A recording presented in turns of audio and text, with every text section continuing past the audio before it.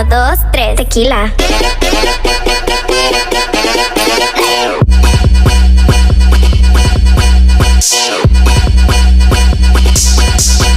Let's go.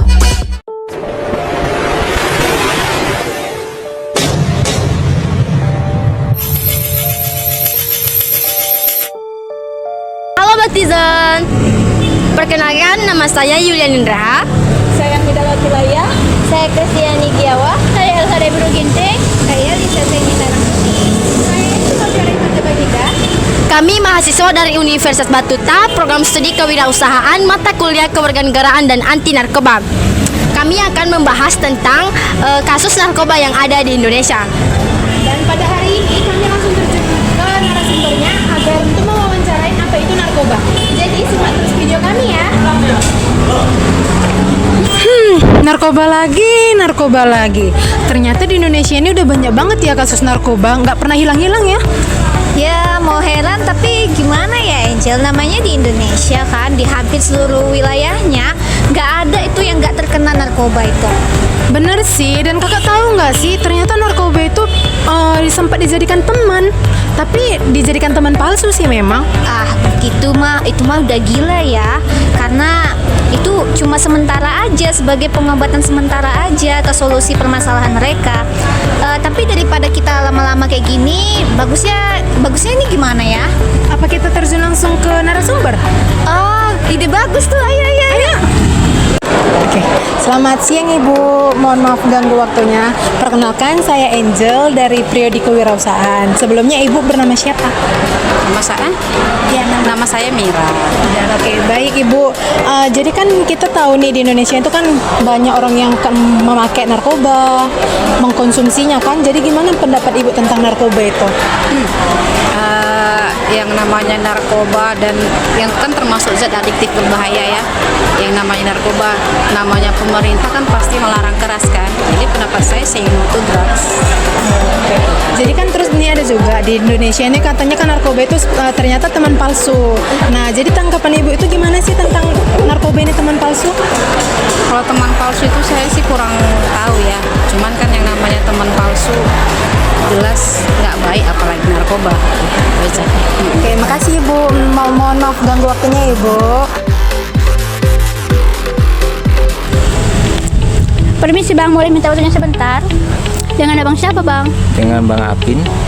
Bolehkah saya mempertanyakan tentang narkoba Bang? Boleh. Menurut abang bagaimana tentang peredaran narkoba sampai ke Indonesia?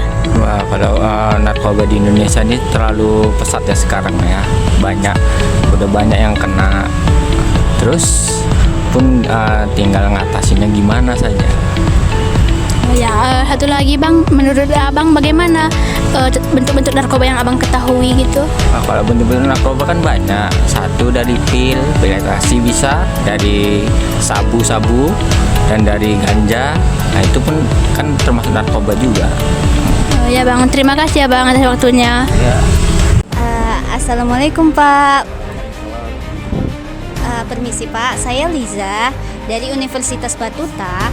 Nah, jadi kan kami ada program wawancara nih Pak tentang narkoba yang ada di Indonesia. Banyak banget mahasiswa, bahkan para remaja pun yang terlibat dalam narkoba ini. Boleh Pak izin kami tahu dulu, perkenalkan dulu nama Bapak siapa ya Pak? Ya, saya Rizal.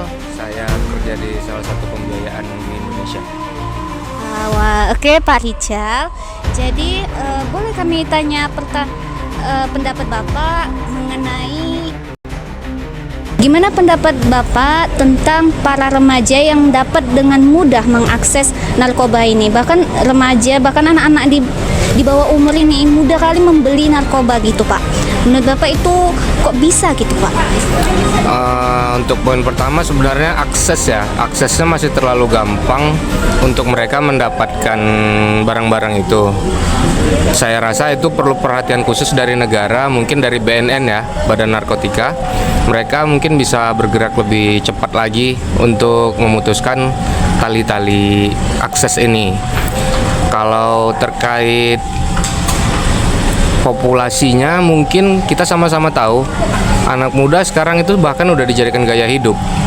Mungkin yang perlu kita lakukan itu sedikit perkenalan atau edukasi-edukasi tentang buruknya narkoba gitu.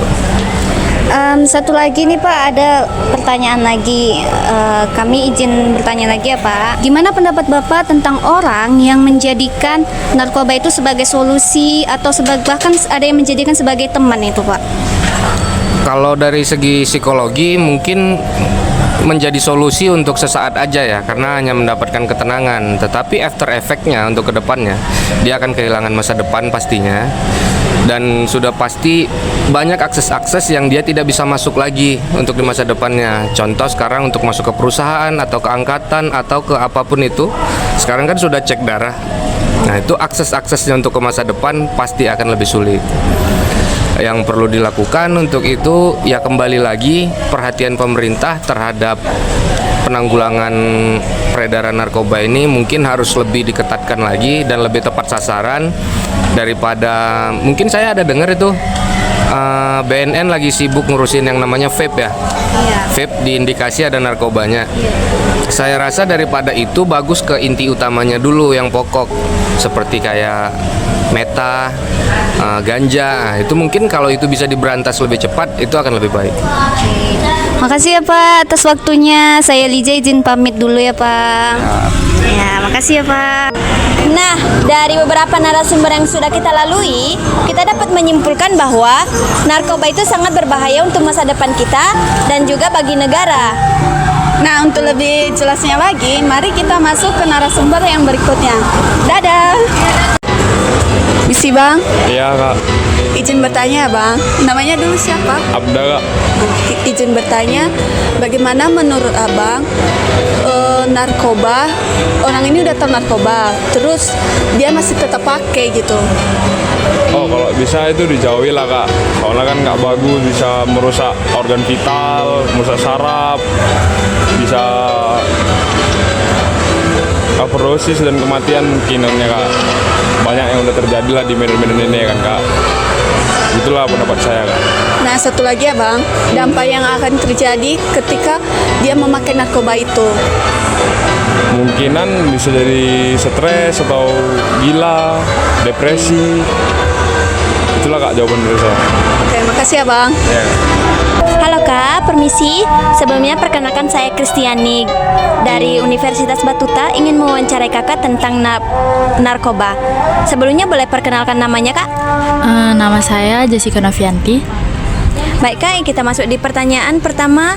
Apa siklus peredaran narkoba masuk ke Indonesia menurut Kakak? Menurut saya, siklus masuknya peredaran narkoba di Indonesia itu seperti produksi di luar negeri dan penyeludupan ke Indonesia jalur laut dan udara. Baik Kak, pertanyaan keduanya, menurut Kakak narkoba itu seperti apa? Ada yang legal dan ada juga yang tidak legal. Menurut saya, narkoba adalah zat atau obat yang dapat memengaruhi kerja otak atau saraf. Dan narkoba itu ada yang legal dan ilegal. Yang narkoba ilegal itu dipentingkan untuk medis, dan yang ilegal itu tidak dapat izin dan dapat merusak kesehatan. Makasih ya Kak.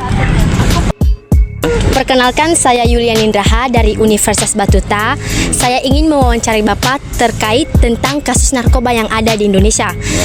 Baik, sebelumnya Pak, perkenalan diri dulu lah Pak. Nama Rusman. Suman, bagus. Ya, umur?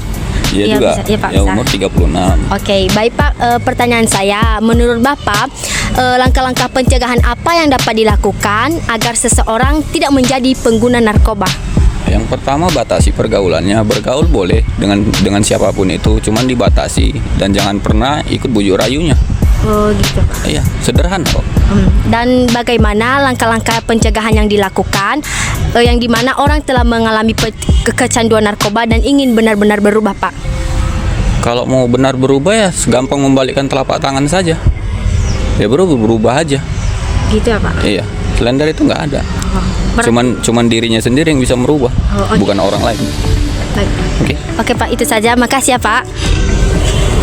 Demikianlah tentang pendapat narasumber yang sudah kita wawancarai tentang narkoba di Indonesia. Masa depanmu terlalu berharga untuk dihancurkan oleh narkoba.